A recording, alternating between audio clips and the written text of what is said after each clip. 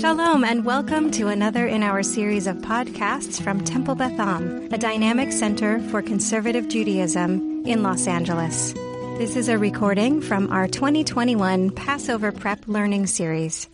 So here we are, Shir HaShirim, session 4. We're going to look today at some contemporary reflections on Shir HaShirim.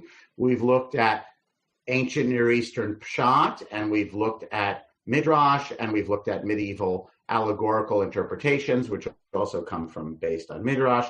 And now today we're going to look at modern things, although we're going to start with midrash. And we're going to do chapters 7 and 8.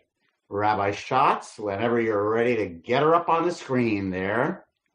Okay, yep. So you can scroll all the way through page 1. I just copied what I had last time about the things, the tension, the balance, the city, the country, the king's court, the common people, the shepherds, the questions, all that stuff. It's in your handout for last time. I just copied it over for this time, whatever. And key terms to know and follow, that's also copied over. Okay, so we can jump right in with chapter 7. Okay, Shuvi Hashulamit. Complicated phrase. We're starting with JPS. Turn back, O maid of Shulem, which suggests that Shulamit is a female epithet, meaning you're from a place called Shulem. Turn back. Ooh, the weirdest things happened. Did that happen for other people in the screen share? Some Hebrew words jumped over to the English. Rebecca, I think she just needs to refresh the screen. Refresh the screen? Can you refresh? Sure. I didn't do anything, but sure. There we go. Back. It's back. Okay. Turn back, that we may gaze upon you. Okay. Why will you gaze at the Shulamite in the Machanayim dance? So this does not appear to be said by the man or the woman. It's unclear.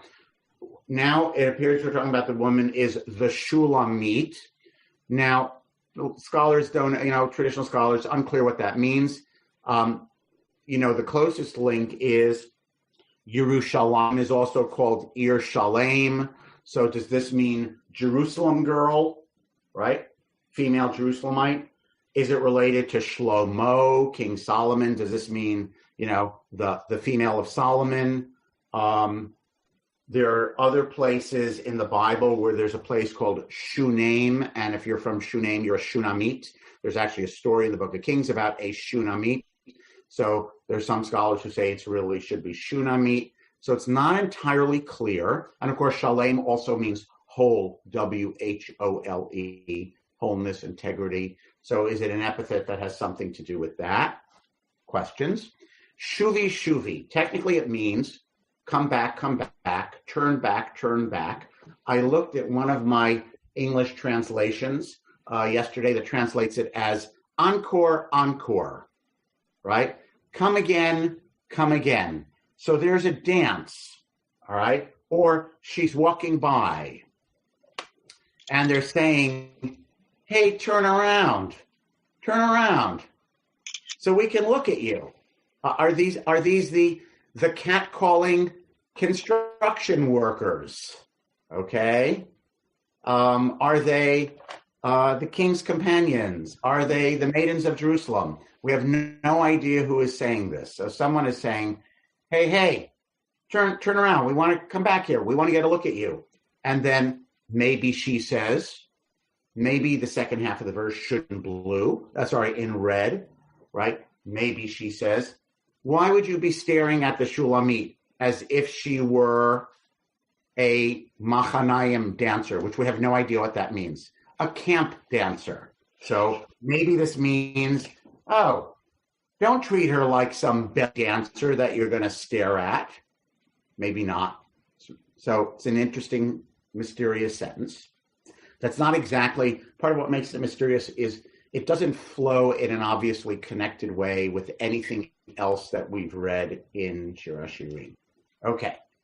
And then the man is saying, how lovely are your feet in sandals, O daughter of nobles. Your rounded thighs are like jewels, the work of a master's hand. Your navel is like a round goblet. Let mixed wine not be lacking. That's in the goblet. Your belly like a heap of wheat hedged about with lilies. Your breasts are like two fawns, twins of a gazelle. Your neck is like by the way, Before he said a previous description, he started at the top and worked his way down. Now he's starting at the bottom and working his way up. He started with the sandals, the legs, the belly, right, breasts. Then your neck is like a tower of ivory, your eyes like pools in Heshbon by the gate of Bat Rabim, your nose like the Lebanon tower that faces toward Damascus. Again, we went from bottom to top here.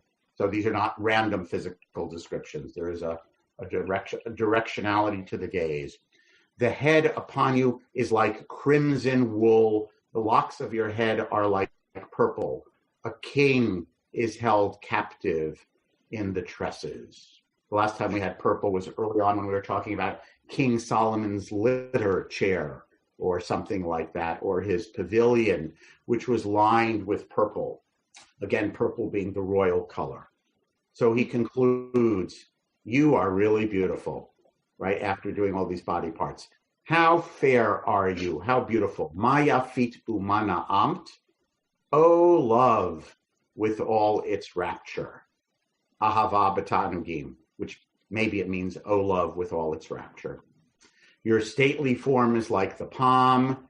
Your breasts are like clusters, right? He can't get off the breasts, that guy. I say, let me climb the palm. Let me take hold of its branches. Let your breasts be like clusters of grapes, your breath like the fragrance of apples or apricots, as we said it before, and your mouth like choicest wine. So he's described her, and then he said, and I want to climb the tree and eat the fruit and drink the wine. This is what he desires. These are his intentions. In the middle of a verse, we shift over to the woman's voice. And again, we know this clearly from the Hebrew, v'chikech kiyayin hatov, means your mouth or your cheek, talking to a female. So we know that it's a male talking to a female, or at least we know that it's someone talking to a female. And holech dodi lemei sharim, holech and dodi are masculine. So now we know that someone is talking to the male. And that's why even though it's in the middle of a verse, we say there's a shift here from the man talking to the woman talking, right? So she says, it's unclear to me why that is in parentheses. I have no idea. So this choicest wine, so you said to me, I'm the woman, you said to me, my mouth is like choicest wine. Then the woman says, let it, meaning that wine, flow to my beloved as new wine gliding over the lips of sleepers. Some translations for Dovev says it awakens the lips of sleepers. Okay. I am my beloved's, and his desire is for me. That word for desire is teshukato. It clearly means sexual desire. Okay. And this is a toss-up question, and this is going to link us to our third of four commentaries that we're going to read today, later on. The word teshukah for desire, alai teshukato. Does that ring a bell for anyone from anywhere else in the Bible? I'll pause and let people scratch their noggins, and you may unmute and answer if you know the answer. I'll give you a hint. It does have to do with the woman. I'm going to make this really wild guess that it goes all the way back to why a man leaves his parent and cleaves to his wife. You're close, Henry. You're a few verses off. It is Bereshit. Okay, that was a good guess. It's a little off. It's actually the part of the desire is part of the woman's punishment that Hashem says to her after eating the fruit of the tree. Got it. He says, you will have pain in childbirth, yet you will have lust for your husband. Meaning, it's going to be recorded. I was going to speak colloquially, but it's being recorded, so I won't. I'll speak politely. You're going to have sex with him. You're going to get pregnant. You're going to have a baby. It's going to be painful having a baby. And then afterwards, eventually, you're going to want it again. Okay? It's part of what God says it says the elav teshukatech, right? Yet you're going to have desire for him, right? So here we have it's not a common word in the Bible. We have an interesting mirror image saying he has desire for me. He wants me. Okay. And in terms of people who read the Bible intertextually, taking different texts from different places and putting them together, which is, of course, what the midrash does, but also what modern literary scholars do. Is that random that the word teshukah is used, or is that intentional that the word teshukah is used? Now, notice there's a samach, there's a pause. The woman. So the next poem, what traditional scroll writers thought of was the next poem is still said by the female. So it's the next poem or it's the next thought. L'cha dodin eitzei hasadeh, come, my beloved guy, let's go out to the field. Let us sleep among the bushes. That is basically what that means. Let us go early to the vineyards. Early means early in the morning. Let us see if the vine has flowered, if its blossoms have opened, if the pomegranates are in bloom. All of these metaphors for spring and also for blossoming love and for perhaps sexual arousal. Okay, let's go out there to the fields. Let's see. So again, the couple's love mirrors what's going on in nature. All right, so let's go see if nature is ready. There I will give my love to you. Sham etain et dodai lach. The mandrakes yield their fragrance. At our doors are all choice fruits, both freshly picked and long stored have I kept, my beloved, for you. All of my pleasures, right, all the fruit, dodi, the old ones and the new ones, I've been reserving them for you. Okay. That's the end of chapter 7. Mandrakes. Where else have we seen mandrakes in the Bible? By the way, why mandrakes and why do we care about mandrakes? And the Hebrew word for mandrakes is dudaim, and scholars assume they're called dudaim because it's related to the word dodim, which means lovin'. And could someone describe for us? We have 2 toss-up questions. Number 1, what do mandrakes look like? And question 2, where have we seen mandrakes in the Bible? I will try number 2. I will give a shot at number 2 because mandrakes were dealing with the children of Leah. She talked about one of the names was dealing with mandrakes going on in that story. What was the story? Remember?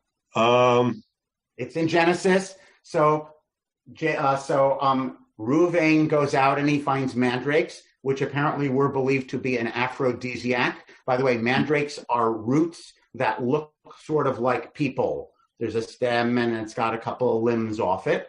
And they were believed to be aphrodisiacs. And Reuven went out and picked mandrakes. And do I have the story backwards? No, I think that's it. Reuven picked mandrakes, and you don't have the story backwards. He picked the mandrakes, and Rebecca said, "Give me the mandrakes," and Leah said, "Not Rebecca, but he has to sleep with me tonight." Right. So it's about an aphrodisiac. Right. So of all the plants, that's why she's saying all the plants, all the fruits. Let's go see if it's all open. The mandrakes are in bloom. Okay. Okay. That's the end of that poem. Now chapter 8. Chapter 8, it gets interesting. It's all interesting, but it gets different. The woman says, if only you could be with me like a brother, as if you had nursed at my mother's breast. Then I could kiss you when I met you in the street and no one would despise me. If you were my brother, I could hug you and kiss you publicly, right? And this would be a socially acceptable thing to do. I would lead you, I would bring you to the house of my mother, of her who taught me. I would let you drink of the spiced wine of my pomegranate juice. Change of thought. His left hand was under my head. His right hand caresses me. Or maybe his left hand is under my head and his right, or maybe his left hand will be under my head and his right hand will embrace me. I read a couple things that pointed out that it's always the mother's house. The father is absent in Shir HaShirim. Some moderns say she's an orphan. That's why there's no father. Okay, we'll see the mother again in a moment. I adjure you, fancy English. I am demanding that you take an oath. O maidens of Jerusalem, do not wake or rouse love until it please. This is the fourth of the 4 times she says, I swear to me, O daughters of Jerusalem. And we're going to talk about that later. And I said to you in the past, this always puzzled me. What does it mean, don't rouse love until it pleases? Does that mean don't get involved? Let us go at our own pace? I heard a commentary in my studies that it means don't interrupt us. We're loving here. It's like a sign on the door. It's like in college, you put something on the door, right? Right? The ahava is the polite word she is using to the outside people, the friends, instead of dodim. With the beloved, they call it dodim. It's lovemaking, okay? Outwardly, she uses a more polite term, ahava. Don't interrupt our love until we're ready. Some people have seen in Shir HaShirim poems that have to do with a wedding. It's like yichud, right? The bride and groom go into the room alone together for seclusion after the chuppah. Immediately after the chuppah, they have guards outside the door to prevent people from interrupting them. This is the bride saying, leave us alone until we decide we're ready to come out. So that's another interpretation of it. Okay. Who is she that comes up from the desert leaning upon her beloved? So presumably the woman doesn't say that, right? Because she wouldn't say, who is that? And he wouldn't say that because he wouldn't say leaning upon her beloved. He would say leaning on me. So this is, again, anonymous. We have various anonymouses, unnamed people. Are they daughters of Jerusalem? Are they the watchmen? Are they the brothers? Are they Solomon's warriors? We have these various groups of others in Shir HaShirim. So others say, who is that coming from the desert, right? Leaning on that man. And then she speaks. Tachat hatapuach orarticha. Under the apple tree, I roused you, which is a good translation because orarticha in context could either mean I woke you, or it could mean I aroused you in the sexual sense, right? So under the tree, which is probably not an apple because there weren't domesticated apples in Eretz Yisrael in ancient times, under the apricot tree, I roused you or aroused you. It was there that your mother conceived you. There, she who bore you conceived you. So here we have a link again to mother, not her mother. Before she said, I wish I could, you were my brother in my mother's house. Now she's talking about your mother, okay? And this apparently is known as the apricot tree of lovin or something, because that's where your mother got pregnant, is sort of what she's saying. Let me be with you under that apricot tree in the fields where your mother got pregnant with you. So it's clear here she's well aware that she's connecting sexual activity to procreation, right? Because one of the questions that's raised about Shir HaShirim is like, oh, what about parenting? Are they just running around, or do they want to be a family and have children? So here there's awareness, okay? That's where you were conceived. Let's go under the apple tree. And then she says her beautiful little sermon about love. Simeni kachotam al libecha, kachotam al zorecha. Set me as a seal on your heart, as a seal on your hand. Seal on your heart means you're somehow engraved in my mind, okay? And to bind like the tefillin, bound on your arm means it's very close to you. It's like a tattoo. It's like a bracelet or a bangle or a thing that you wear, okay? So what she's saying she wants, now she's not just saying, I want to give you lovin'. She's saying something deeper than that, I think, right? She's saying, I want to be engraved into you and tied to you, because love is as fierce as death or strong as death. Passion is as mighty as Sheol, Sheol being a synonym of death. So we have poetic, you probably know, in ancient Israelite poetry, things are said in sort of parallelism, right? Ki azah, you can hear it, by the way, even if you don't understand the Hebrew. Ki azah kamavet ahava, kasha kishol kina. As strong as death is love, as strong as Sheol is passion.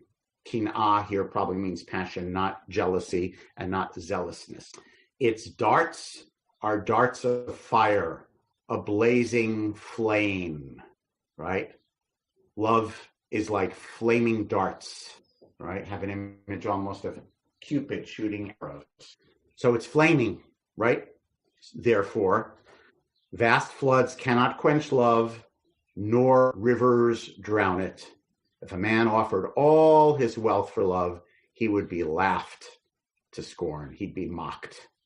Can't buy me love, right? And this is a famous passage that there are people who have it on their wedding invitation or on their around the perimeter of their ketubah. I have it actually engraved on a Kiddush cup that my wife got me she bought me as my engagement present. It's our Shabbos, every Shabbos Kiddush cup. So this is her statement. She's talking to him, but she's also talking to the world. Okay, now who's speaking? Presumably the brothers. Now all of a sudden we have the brothers. We have a little sister whose breasts are not yet formed, meaning the brothers, again, who are the guardians, right? We think we have this little 11-year-old sister. She's not of age yet, or however old, 12. What shall we do for our sister when she is spoken for? Which sort of means something like, how are we going to get her married off? Or what are we going to do when someone wants to marry her? So the brothers, I want you to get the juxtaposition. She is saying, man, I want to be engraved in your heart. She knows about love, okay? The brothers think like, oh, we have a little sister. She's not ready yet. What are we going to do when she's ready? If she be a wall, we will build upon it a silver battlement. If she be a door, we will panel it in cedar. A lot of interpretations of this. Does that mean we have to protect her? Does that mean we have to present her beautifully? Is it wall means she's been chaste? If she be a door means she's been unchaste, because doors open and close. So different interpretations. So the brothers are worrying about, oh, what are we going to do when it's time for her to get married off? She jumps in. I am a wall, meaning I am chaste. My breasts are like towers, meaning you think I'm not at the age of maturity yet. You are wrong, brothers. You have not been looking very closely at the outfits that I am wearing lately, she is saying. So I become in his eyes, presumably this is the eyes of the male lover, as one who finds favor, kimotzeit shalom. Okay, normally we'd say motzeit chen, motzeit shalom, she has found peace or favor. Again, shalom is one of the key words that returns, right? She's called the Shulamit, we have Benot Yerushalayim, we have King Shlomo. Okay, so shalom is one of the key words that recurs in the scroll. Then there's a pay, which is also a pause. So we have another little story, which apparently the woman is saying. Solomon had a vineyard in Baal Hamon. Remember, we've talked about, is it Solomon? Is the shepherd? Is it a love triangle? Right? So the woman says, Solomon has this vineyard. He had to post guards in the vineyard. A man would give for its fruit 1,000 pieces of silver, which means the vineyard is worth 1,000 pieces of silver, or it gives 1,000 pieces of silver of grapes per year, which I assume means it is a big, big vineyard, which you would expect because it belongs to the king. I have my very own vineyard. So this is the resolution, perhaps, of the Solomon shepherd thing. King Solomon, you got a big vineyard. By the way, how many wives did King Solomon have according to the Book of Kings? 1,000. Okay, he's got this big vineyard worth 1,000 pieces of silver. I have my own vineyard. She says, you may have the 1,000, O Solomon, and the guards of the fruit 200. Now, this suggests, by the way, that the fee for the guards of the fruit was like 20%. They're basically sharecroppers. Okay, it's worth 1,000 pieces of silver. They get 200. Where have we seen the watchers before? In, I believe, chapter 1 or 2, when she said, I'm dark because my brothers have made me guard the vineyards, their vineyards. I didn't get to guard my own vineyard, right? I didn't get to take care of my own thing. And now it comes back at the end where she is saying, I have my vineyard, which presumably is her lover. Okay, I'm not interested in Solomon's vineyard. It's a big vineyard. It's worth 1,000. I don't really care. You watchers, other people can go watch that vineyard. I have my own vineyard. Okay, Solomon, King Solomon, to heck with you. Oh, you who linger in the garden, Hayoshevet Baganim. By the way, many of these are Israeli songs, in Piyutim.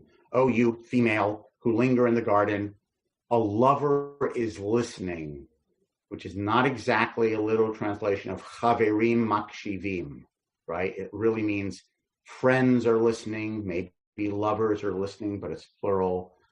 Makshivim lekolech hashmi'ini.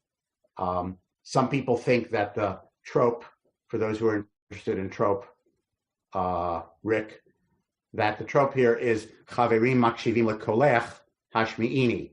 Lovers are listening to your voice. Let me hear you. This translates it as if the trope is different. A lover is listening. Chaverim makshivim. Pause. Lekolech hashmi'ini. I want to hear your voice. And here's her voice, the last line of the Song of Songs. Hurry, my beloved. Or brach also means run away, my beloved. Swift as a gazelle or a young stag to the hills of spices. It's interesting. She's saying hurry or run. She's not saying exactly literally run to me or run away from me or let's run together. Baby, we were born to run. She's not saying that either. Okay. And that's the ending. So we end without, we are under the apricot tree or we're out in the fields, or that's not how we end, which is what a lot of the commentators are going to comment. Okay, pause. It's great. We read all of Shir HaShirim. Let's go on, Rabbi Schatz. Down. Okay. I have 4 things for you. I'm going to try to race through them. One is the 3 oaths. Okay, this is famous and important, and I didn't know about it a week ago. And then it's one of these things I learned, like, oh, this is famous and important, and how come I never knew that? Someone said to me, I'm surprised that you didn't know that. I said, I just didn't know it. Okay, so if you remember, she causes the daughters of Jerusalem to swear 4 times. 3 out of the 4 times she says, do not arouse love until it's ready. The 3rd time, which we read last week, it's, I promise me that when you see my lover, you'll tell him that I love him, right?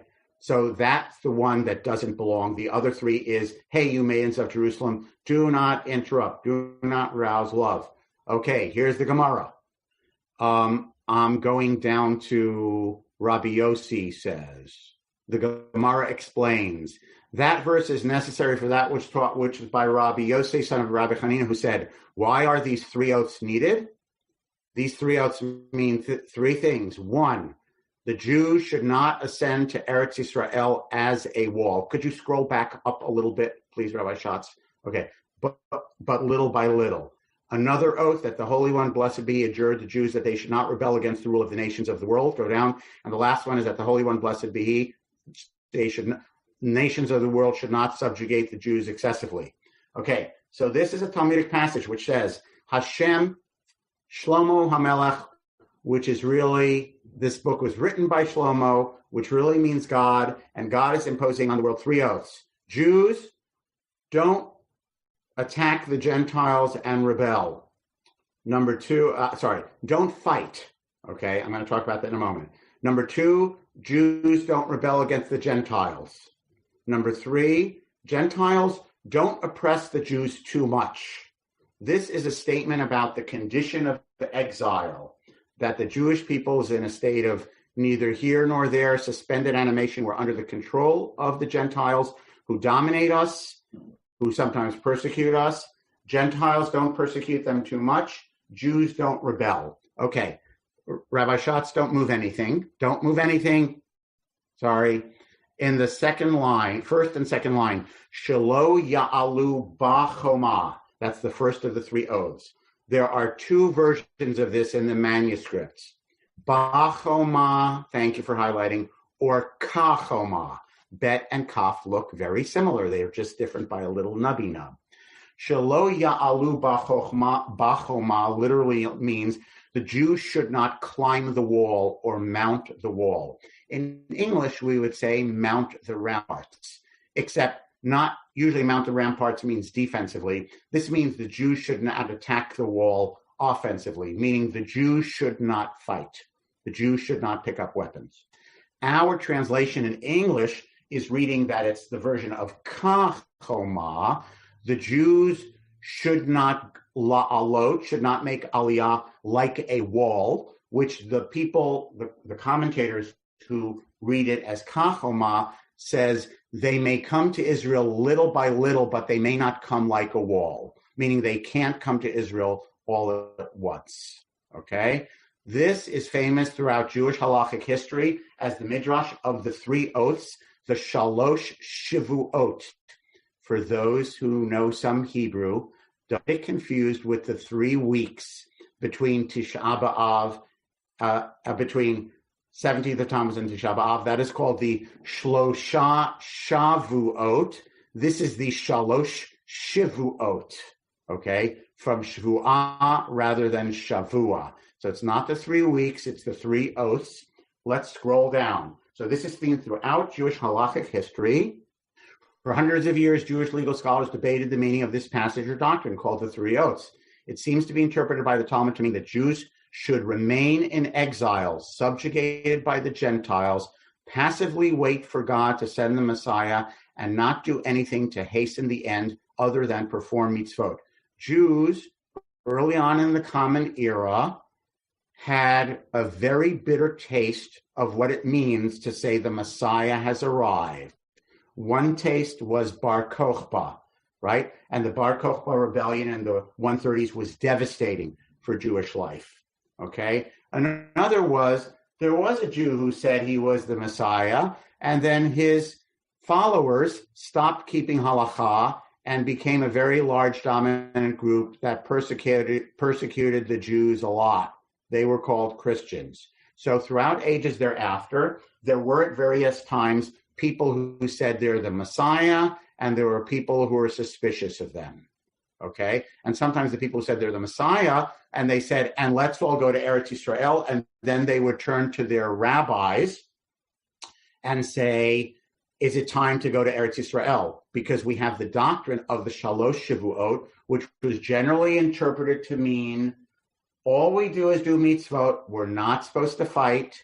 We're not supposed to go en masse to Eretz Yisrael. We're waiting for God to send the Messiah.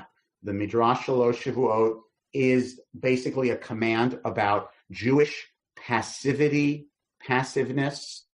right? We're dominated by Christianity. We're dominated by Islam. Don't fight back. Don't rebel. Wait for the Messiah.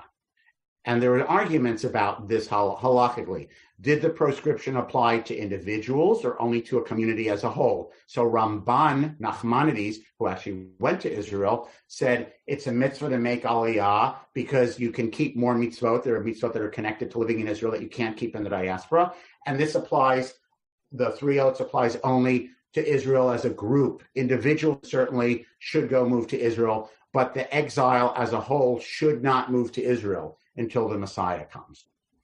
Did it make a difference if Jews made aliyah with the consent of Gentile rulers or not? So if the Gentile rulers of the land consent, does that mean we're rebelling or is it okay? What about if Jews made Aliyah for religious, spiritual reasons and not political ones? All these questions were discussed in the Halakha. Now, I have a whole bunch of sources. I'm going to do the first one and the last one.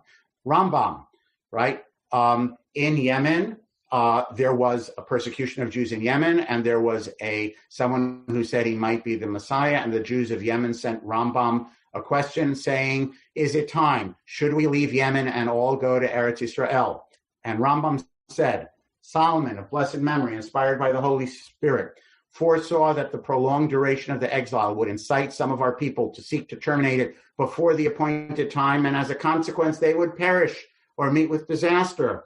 Therefore, he admonished them and adjured them in metaphorical language to desist, as we read, I adjure you, O maidens of Jerusalem, from Shir HaShirim. Now, brethren and friends, abide by the oath and stir not up love until it pleases. And may God, who created the world with the attribute of mercy, grant us to behold the ingathering of the exiles to the portion of his inheritance. So Rambam is saying to the Jews of Yemen, stay put.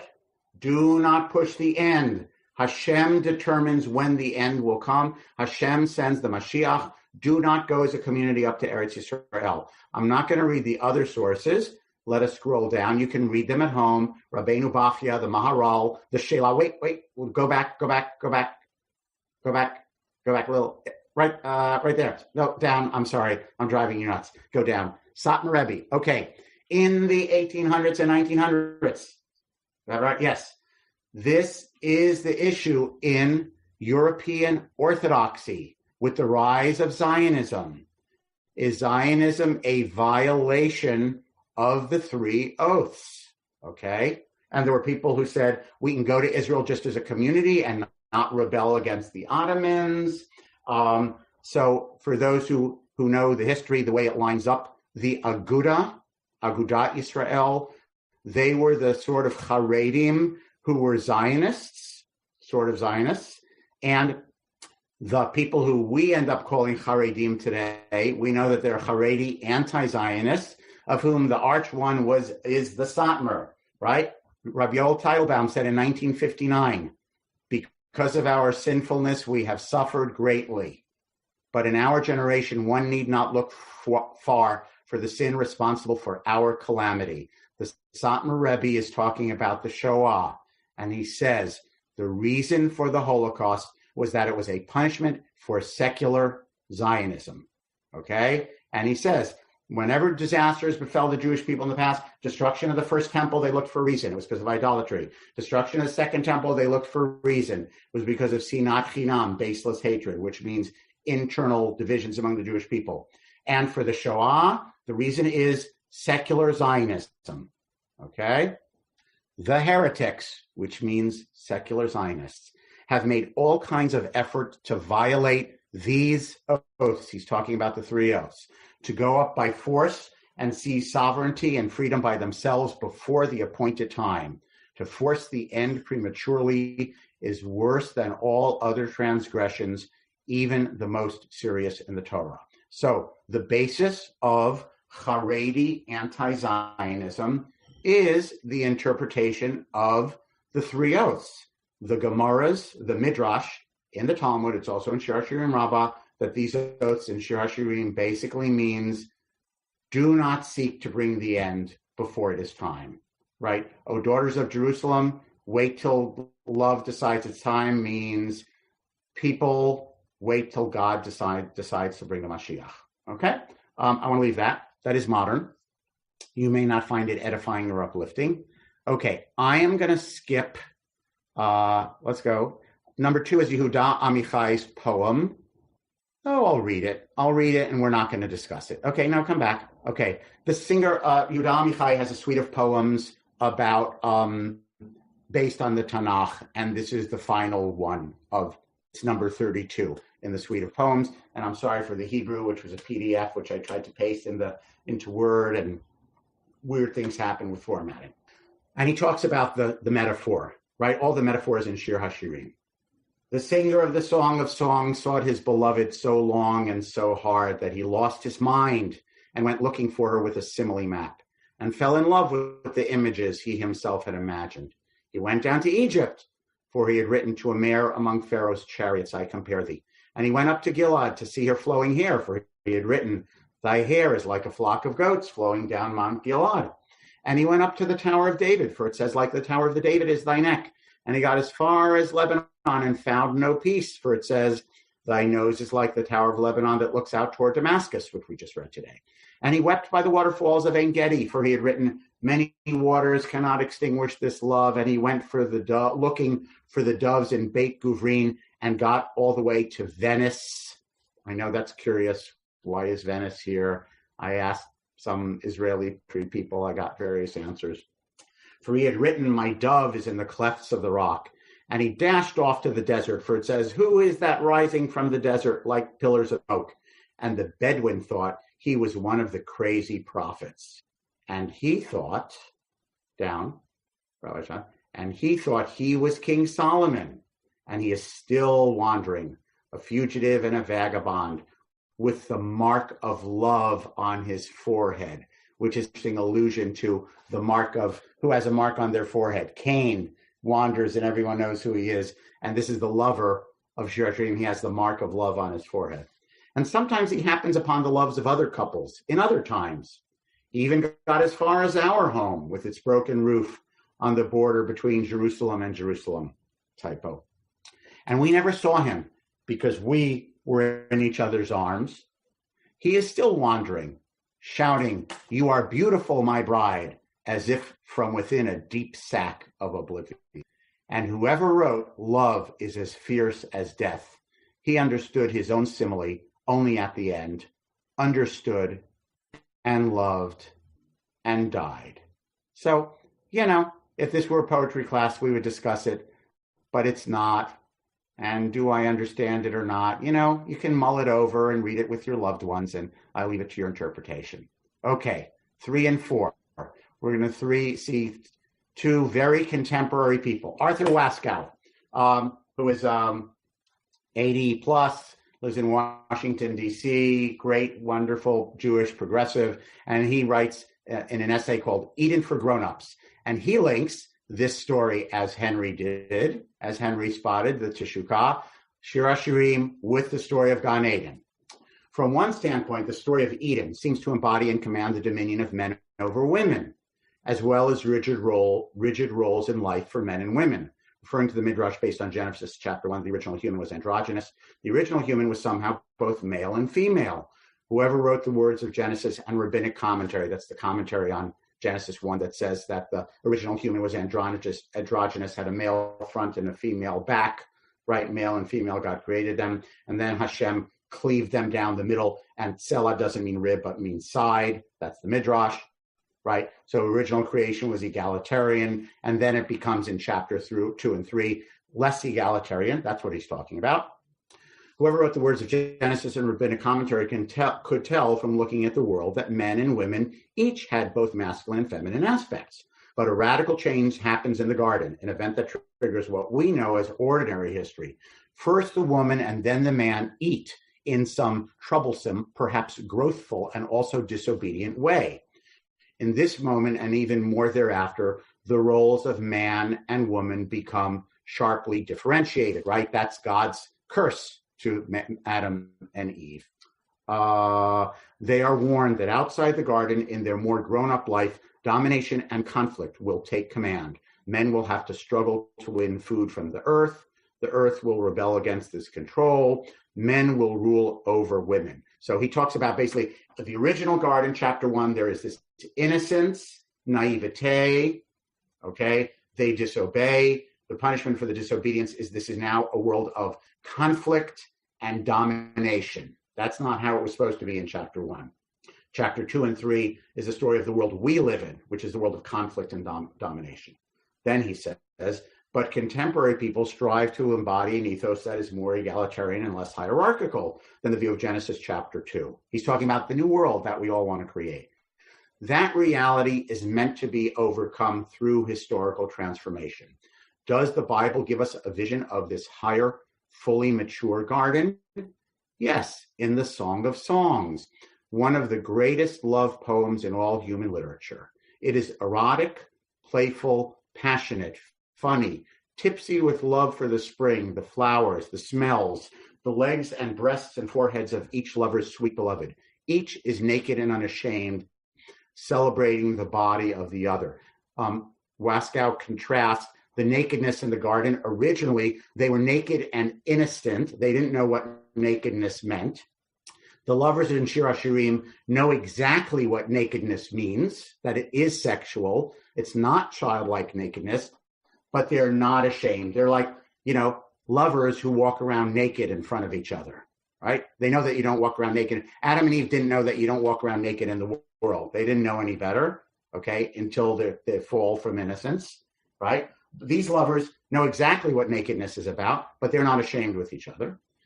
The song offers us an Eden, but not the infantile, unconscious Eden of Genesis 2. It is an Eden for fully matured grown-ups. God's name never appears in the song, as if the parental God of Eden is indeed gone, as would surely be the case if the parents' children had fully grown up, meaning when the young man and young woman are running around together looking at each other's bodies, parent is not around.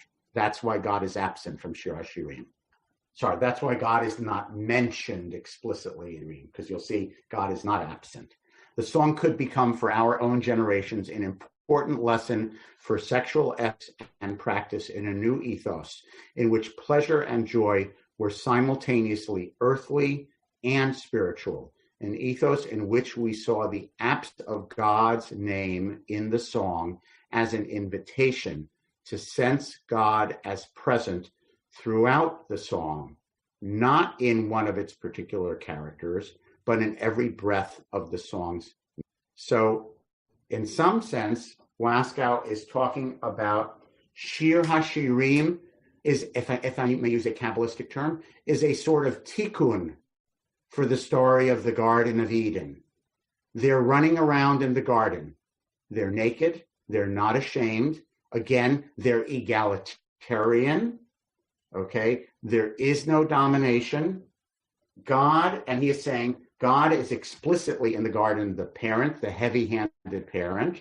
God is present in Shir HaShirim, not explicitly, but implicitly throughout. I actually think we could easily have a 1 hour discussion just about that, and I'm sorry that I'm racing through these things. I think this is just a phenomenal interpretation. Pause, just to take a breath. Eliyahu Assis, who is an Israeli Orthodox thinker who wrote a book about Shir HaShirim, and he talks about this ending a lot, okay? That the ending is not about fulfillment. Chapter 8 describes the transition from a moment of deep intimacy to an expression of longing that contains the books. Did I mean that the book contains? I don't know. I translated this myself. Sorry, jotting down notes of what I need to change. That contained the book's strongest expression of love and longing. That's the typo. Sorry. But it should be book apostrophe S. In a burning love song, that's the one we just read in chapter 8, Love is as Strong as Death. In a burning love song, the woman expresses her burning love for her beloved and expresses her desire for an eternal bond and to be engraved in the man's deepest self. Here we arrive at the book's main innovation. Here the woman expresses her awareness of the essence of love, and here we discover the great surprise, that the love described here is the love of longing and need, but not that of satisfaction and pleasure. Love, says the woman, is the infinite desire for connection. There is a dialectic between the sense of need and the sense of fulfillment. On the one hand, the woman is experiencing a feeling of lack, a feeling of longing for her lover, a feeling that knows no satisfaction. That's a typo, N-O, that knows no satisfaction. Because the capacity for connection is infinite, and thus the desire is infinite. But on the other hand, love is not only pain, and the lover's feeling of a need lack that can't be fully fulfilled is balanced dialectically with an amazing sense of wholeness, of belonging, and of calm. This is the way of lovers. The poem likening love to fire and death, which depicts the sense of unrest and impossibility to attain full satisfaction, is what the woman expresses to her lover. While the two poems expressing wholeness and a sense of fulfillment is not directed to him, I really have to rewrite this, are not directed to him, but to her brothers and to Solomon. That's the poem to the brothers, right? Hey, I am ready. and to Solomon, hey, you keep your vineyard. Perhaps one senses here, misspelled, the multiple layers inside a person's love. The lovers have a sense of fulfillment and satisfaction at a deep level, but at a deeper level, a level known only to the lovers themselves, there is never any rest. In such a love, there is no routine. There must always be renewal because the lovers always sense a deeper new level. Every move toward deeper connection is not a repeat of the past because the experience is new every time. There is always new shyness, new hesitations, and every connection is a new path that the lovers have never trod before. This explains the book's end. The book cannot conclude with the end of the story because true love is infinite. That's why the man invites the woman to connect and the woman refuses and pushes him to wait with another expectation for the future, right? He says, let me hear your voice, and she says, run away, right? The book must end with expectation and longing, for it is impossible to know the end of a story that has no end. Now the reader realizes that the lovers will continue on their unending journey. I love you with an infinite love. This is the way of lovers. When they discover the secret of love, they experience a sense of wholeness. But alongside this, they always long for a total love that knows no satisfaction. Sorry for all the typos. I was rushed yesterday afternoon, only proofread once. I should have proofread 3 times. So whether Shir HaShirim is a story about human lovers, by the way, he's religious guy, Assis, he's Orthodox, so he knows that the traditional interpretation is about God and Israel, right? So it works both ways. So whether it's a story about human lovers and or whether it's a story about God and Israel or the individual soul longing for God, he says, Assis, that the point of the story and the trajectory is that there is never really fulfillment, or there's a sense of fulfillment that the individual might express to the outside world. I'm in love. I have my religious path. We're the Jews. We're totally happy, right? Internally, the person is on fire. And there is a fundamental, always longing for more, always longing for deeper.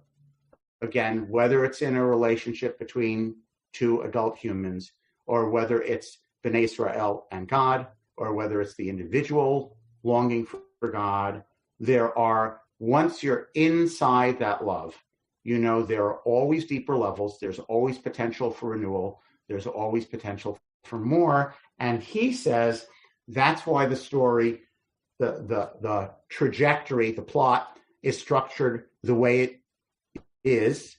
And the book does not end with let us lie down now together in the fields. At the end, the couple isn't actually together. They're actually separate, which embodies their eternal longing for each other rather than a sense. It's the love of wanting rather than the love of having. For those who know Hebrew, by the way, the word he uses always for longing is erga, ayin, resh, gimel, hey, which is also in Lecha Dodi, right, on Friday nights. B'chei nafshi arga. No, maybe it's one of the other ones. Maybe it's one of the Shabbat Zmirot, right? It means it's a combination of, it's sort of passionate longing.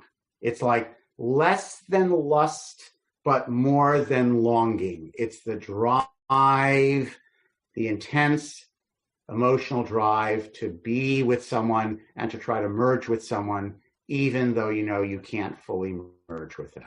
So whether we're talking about humans or whether we're talking about humans and God, whether we're talking about Bnei Israel and the Kadosh Baruch Hu, I think that's a good way to end up, that we're left with a longing that desires to merge but can never fully 100% merge. And I guess this is why Shir HaShirim, besides the superficial connection to spring, and Pesach is the spring holiday, and springtime is when a young man and young woman's thoughts of fancy turn to love. On a deeper level, Pesach is the time when we got together in relationship with the Kadosh Baruch Hu, with God as a nation. And so I think these musings on Shir HaShirim have a lot to contemplate about what the book might suggest to us about our relationship with God. So thanks for coming. Everyone have a Zisa and a Kosher, a Pesach, however it is they say it. My Yiddish is not perfect. Chag Sameach share. And Rabbi Schatz, as always, please, I'm sorry we didn't have time for discussion. I apologize. Rabbi Schatz, please send me the chat.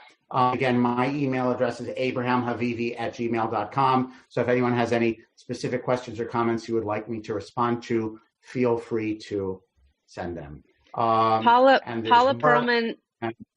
Study. Say Ulmad. Go out and study. So what I've given you is just a little bit that I found. There's so much more to learn about Shir HaShirim. Thank you, Rabbi Shah. Just said, yes. You're so welcome. Paula Perlman just said exactly the same thing I was going to say, that I think we are all going to read Shir HaShirim so differently now that we've taken this class. And there's almost like an excitement around reading it now, that there's real knowledge behind it as opposed to just hearing it sung, though beautiful to hear. There is real knowledge and real questions behind it. So thank you for adding to our ability to read it with actual meaning and intention. My pleasure. My pleasure. My pleasure and honor. You have been listening to another in our series of podcasts from Temple Beth Am, a dynamic center for conservative Judaism in Los Angeles. If you enjoy these podcasts, we invite you to write a review on the Apple Podcast site or wherever you get your podcasts. For more information about Temple Beth Am Los Angeles, go to tbala.org.